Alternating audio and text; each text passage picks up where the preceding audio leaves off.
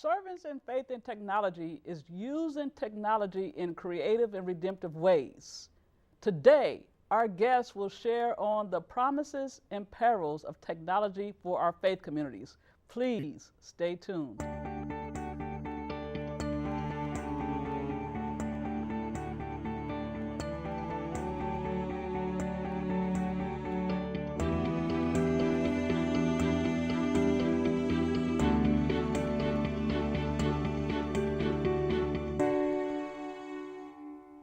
Welcome to Perspectives on Faith and Culture. I'm Karen Crozier, and today I'm joined by Lena Chim, who is an FPU student in graphic design, Henrietta Siemens, who is the director of the Center for Online Learning, as well as Matt Garrett, who is the executive director for online and continuing education.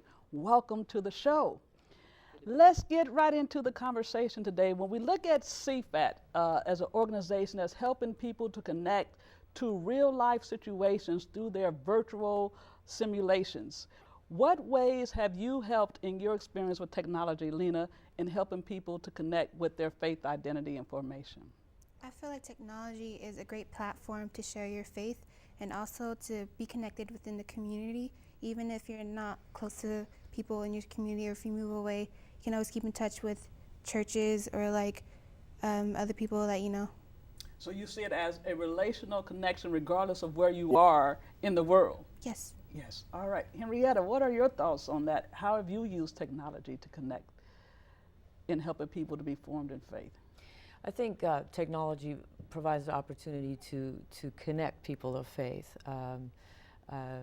either on a personal level or on a professional level.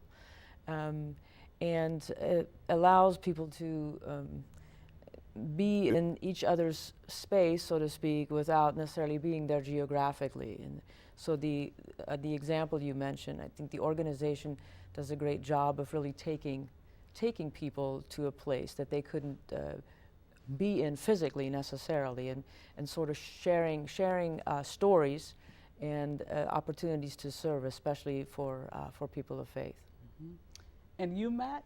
Well, I think technology enhances the ability for us to worship in different ways. We all have different learning styles, and it may be that listening to the Bible is a better way for us than reading, or reading and listening at the same time, or multimedia is a way to connect, with us spiritually. So I think the whole technology allows us to reach some of those other types of learning styles as we try to worship the Lord. Yeah, and if I'm hearing Lena and Henrietta correctly, they bring in the personal connection of connecting people.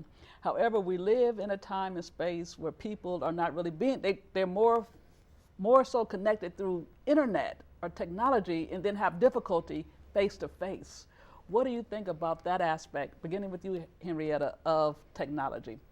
Do you see that as a drawback or what? I think a lot of that has to do with personality. I have experience where,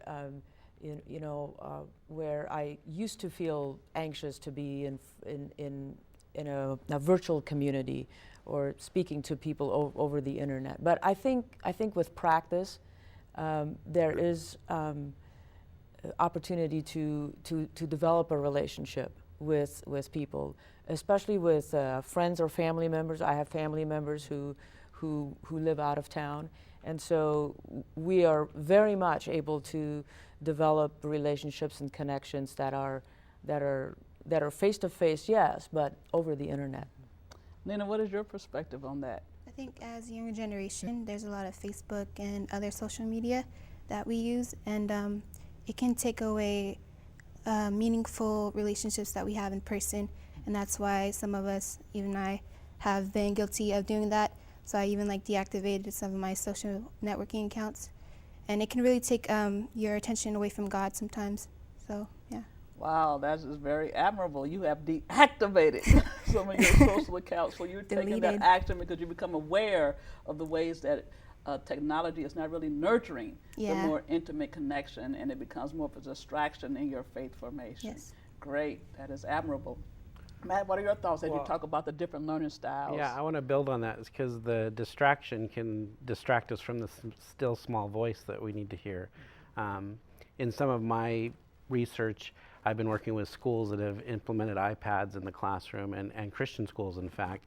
And, you know, it's a good thing for learning styles for the academics, but they also then have this problem with their junior high students, you know, looking all at iPads and not looking at each other at the picnic tables at lunch. And so it is, we've all experienced that where we look at a family at a restaurant and they're all looking at their devices and not talking to each other. So getting between us and the Lord and us and our loved ones is a possibility with technology if we don't have balance. And we'll get to that later on in the show regarding the fears and concerns and challenges.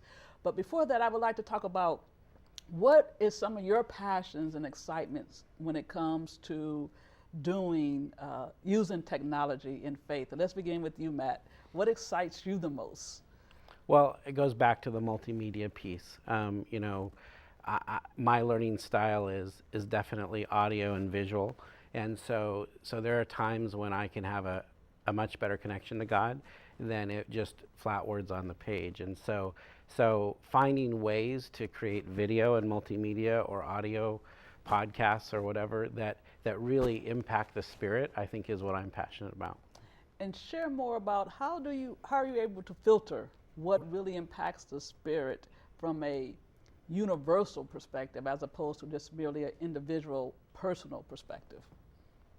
Well, I think it goes back to, you know, being responsive to, you know, the content and not you know, taking one piece of scripture and you know, overblowing it. I think it needs to be very responsive to scripture. I think it also is all about story.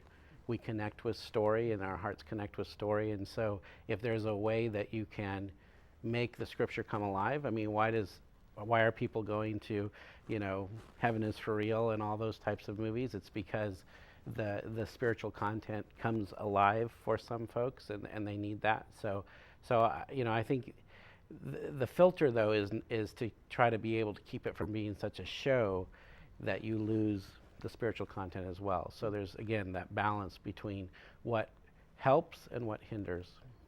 Thank you. And Henrietta? Something that excites me about technology is the potential. I think the role has shifted to one of for people to being a creator or a participant rather than just a consumer. That part is exciting to me because technology creates opportunities for people to contribute, to create, and to participate in ways that were not possible, you know, 10 years ago.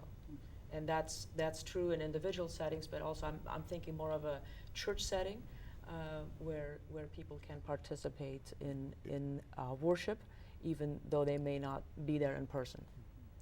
Well, I saw you, Lena, nodding. So Yes. what Henrietta was sharing seems to resonate with you. What would you like to add to the conversation? It's very true that technology offers opportunities for people, like, not to just consume, but also to create. And for me, my job wouldn't exist without technology. I'm a graphic designer and I do graphics, but not only graphics, multimedia. And I think that we should use that to help the church. And so that's what really excites you Yes. about that you're able to be a participant and creative participant and not really consuming the product. Now, we had discussed earlier briefly about some of the challenges, the distractions, and the fears and concerns. Today, we have at times where technology is trumping our understanding of who we are as people of faith. The image that the viewing audience has seen is the mouse on top of the Bible to say technology is controlling our faith as opposed to we having a broader perspective of how to positively position technology.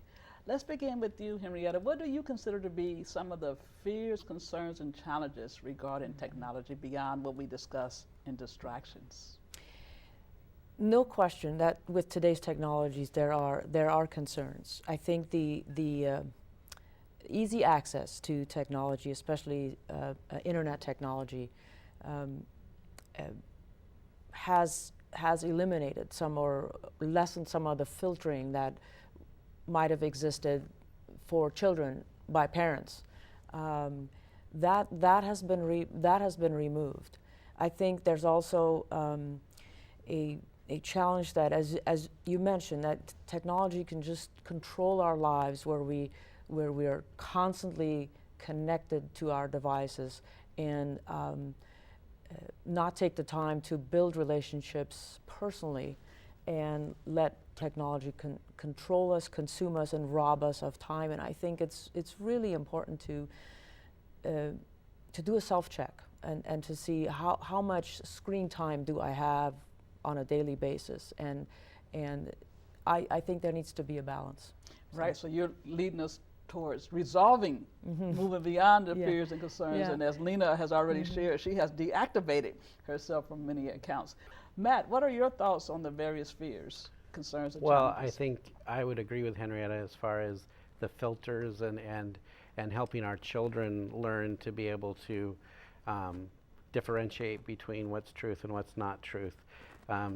Especially young kids and teenagers think if it's on the internet, it's real, you know, and so I think that is a struggle in our Christian households. So there's some resources that I've used as a parent. One is Plugged In Parenting by Focus on the Family, and so some of those resources that are out there to help have conversations, not so much set up filters. I mean, we have rules in my household as far as when the internet goes down, and we filter what the kids see, but the point is when they're out on their own, they're going to have to make their own decisions, and it's going to have to be their spiritual filter that's built into them that's going to make the difference. And so I think inside of our faith communities, it needs to be a bigger topic and be discussed when we parent. And then the other, of course, scary part of the internet is the temptation, especially for males, you know, and so, you know, I think that's an ongoing discussion that needs to happen, and there are resources out there to help,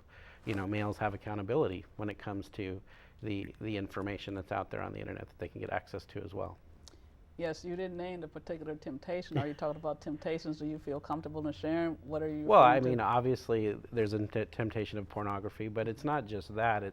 It's even having a relationship with someone who's not your spouse or whatever, and an emotional relationship, you know, via a social network or whatever. So all of those things that are out there that bring us great information can also be used to further the temptations that we all struggle with.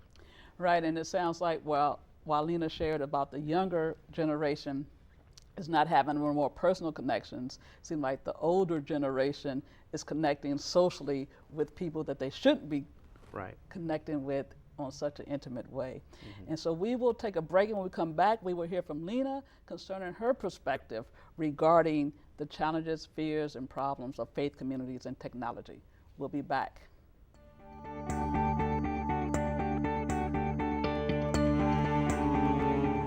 KNXT thanks all its loyal viewers and respected businesses who have supported your Catholic television station. Now you can support KNXT with program underwriting by having your name, your company's name, or organization associated with your favorite program. Detailed information about you or your company will appear before and after each program or day part you select. Keep the quality and spiritual message alive and make a difference. Call 559-488-7440 today or go online at knxt.tv to find out more about program underwriting on KNXT.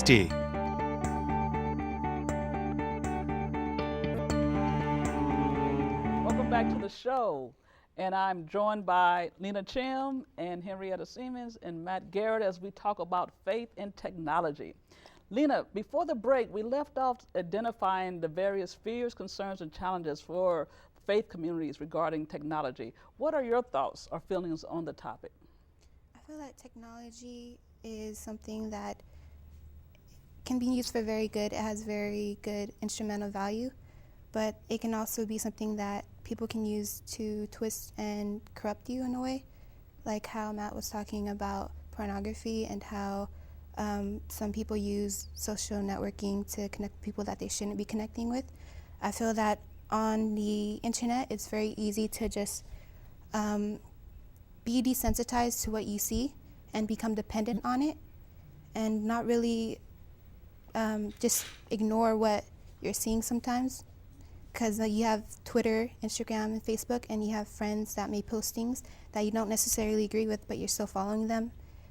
And you don't really do anything about that, so that's a danger too.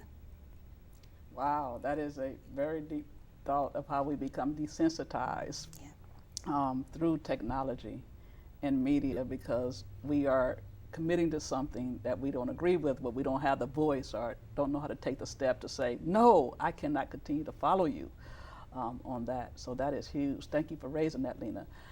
And Matt has shared earlier as far as some of the things he is doing as a parent in the various websites and organizations he's connected to in order to move beyond the fears, the concerns, and challenges that we face as a faith community. Any more that you would like to add to that, Matt, that our viewing audience could be? Well, if in the pornography area, there's a website called XXX Church that has some software that you can put on your system that will then email an accountability partner or email your spouse or whoever if you're places you shouldn't be on the internet. So, and there's other things too, but again, it comes back to a commitment of the eyes. You know, it comes back to a decision. And when I talk about kids, I think that's where in our Christian households we need to have those discussions early on so that they build up the skills to have that spiritual filter. Because even with software and filters and even taking fast from technology, it still is a temptation, and it's got to be something you wake up every day and say, I'm not going to go there. I'm not going to look at that screen. I'm not going to use this inappropriately. So, and I think that's a real struggle. I think there's a book by Shane Phipps, who actually spoke at our campus a couple years ago, called Flickering Pixels. And I've read that. I'd encourage people to read that book. And it talks about the good and the bad of technology, but to know that using technology, our 21st century society is changing because of the way we use technology. And that's a good thing and a bad thing, And so we need to just be aware. It's the awareness that will be half the battle, to be able to be aware and to be having those discussions and being honest and open about it. Yes, and Lena, you have already identified some key things that can be done. Anything else you would like to add in order to help our listening audience understand how they can move beyond the fears, concerns, and challenges? I say the things that you don't know about are things that you might fear. So I don't think that you should completely avoid it, but you should learn how to live with it and how to deal with it head on sometimes. And sometimes maybe you can't. Sometimes you just have to take a step away from it and just think about it and then come back to it. And so that's how I would deal with it. Thank you. And Henrietta? I think along with temptations, there's a real challenge, I think, to society to take information we find on the internet and take it as truth, and not really analyze it or question it. I think, especially for people of faith, it's important that we test it, and for people of faith that we test it against Scripture. What does Scripture say about certain topics, about certain issues? Because there are many people out there that proclaim to know the truth and share the truth, but we have a benchmark against which we can test information, and I think that would be my encouragement to people of faith to take everything we see and read and hear and test it against Scripture, and that of course means to be grounded in Scripture and educate ourselves about what Scripture says. So how do we deal with the reality of the technology, as Matt was sharing earlier? It's a new manifestation of how we connect with one another and how we don't connect with one another. And so the Bible, as our canon as both Protestants and Catholics, as we know it, our canon doesn't necessarily deal with the technology that we know of today. So how will we be able to analyze it and rethink our perspectives in light of our faith? Henrietta, you care to begin in responding to that? this conversation, I think can really be promoted in meetings and gatherings and in discussions of people of faith. And so we talk a lot about what are the characteristics of people of faith? What set them apart as people of faith? How do they behave? And I think from those we can then discuss how that translates to the use of technology as as Scripture would not specifically say have reference to technology, but I think we look at the characteristics of people of faith, looking to Christ as our leader, and say, well, how would we react? And I think those are conversations that need to be had among people of faith, that we better understand our faith walk in light of being people of faith. Yes. Lena, I'm gonna get to you, Matt. What are your thoughts on that? I feel that we could look to the Bible and Christ and realize what our moral obligation is, and we could use technology to help fulfill that. Great. Well, I was just going to say the temptations aren't new. You know, the Bible still talks about fleeing from temptation, talks about there's a time for everything, talks about balance. And so, you know, I think that those are the things that we have to apply to all areas of our life. And, you know, the other thing too is I think there's a concern, you know, that we can be fake on the internet as well. I had a friend the other day say to me he was getting off Facebook because he's tired of seeing all the fakiness of folks and the fact that, you know, what do you post? You don't post your hard things. You post, oh, we're going on a vacation to Hawaii, or I got a degree yesterday, or, you know, you post the positive things. My kid got straight A's or whatever. And so sometimes that can be a depressing thing. When you look at Facebook, you're like, oh, everybody else is having a better life than I. And I think in the Christian community, we already have the problem sometimes at church that we all are fake, or we act like everything's okay, when really we're a hospital. We're all sinners saved by grace, you know. And so Facebook and social networking, when you choose what you post, you're not going to post your bad things. And so I think that's another discussion that we have to have about, you know, the people you see on Facebook are not the real people, and they have struggles as well. They just don't post them on Facebook. So that leads us right into our next talking point. When we look at, you could be the senior leader of a faith community. How would technology be used based upon your commitments and convictions in the faith in order to help people to grow? Lena, what would the church look like? The church, well, I've heard of churches where they allow texting and tweeting within church, hashtag the church name. I wouldn't go maybe that far. Maybe, you know, use technology as a connective platform, informational sharing platform. And I would probably do a lot of design, multimedia, educational videos, and yeah. Great.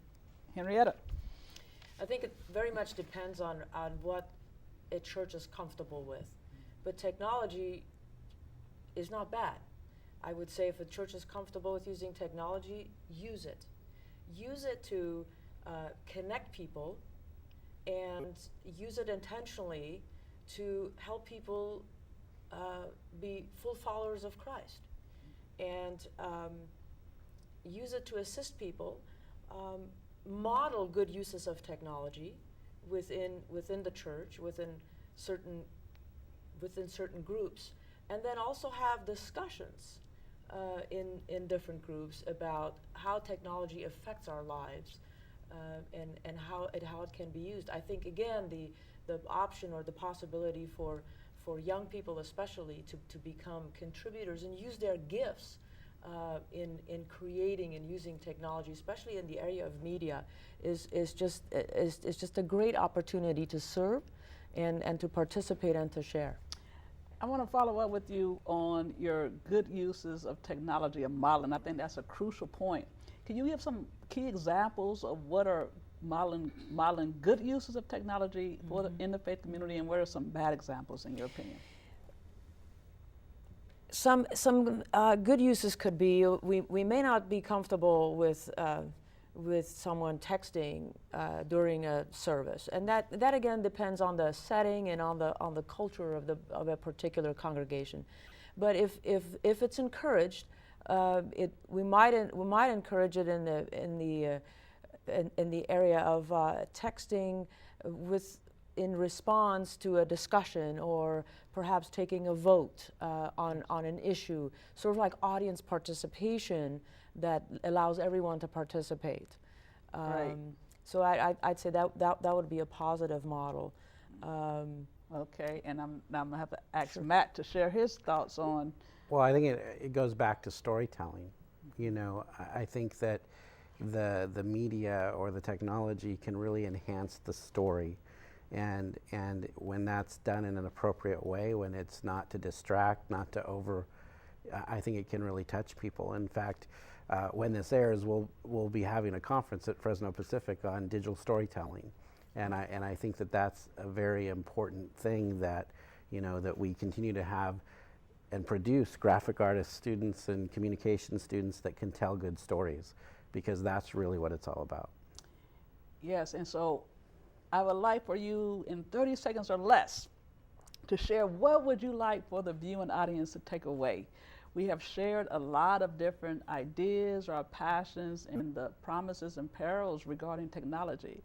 30 seconds or less. Matt, beginning with you. Just turn it off sometimes, have some balance, and we're going to live in a society going forward that has it. So our faith community needs to deal with it, and deal with it strongly. Henrietta? I'd say use technology, be creative with it, to share, to community, to communicate and to connect with others, but also do a self-check every once in a while and make sure it doesn't control you, and you remain in control of how you use it. And Nina? I say use technology, but keep a balance in your life between technology and your other part of your life. Great. Well, thank you guys for being on the show today. You can catch Perspectives on Faith and Culture on Thursdays at 8 p.m. and Fridays at 1 p.m., as well as online at knxt.tv. Thank you for watching. Take care, and God bless.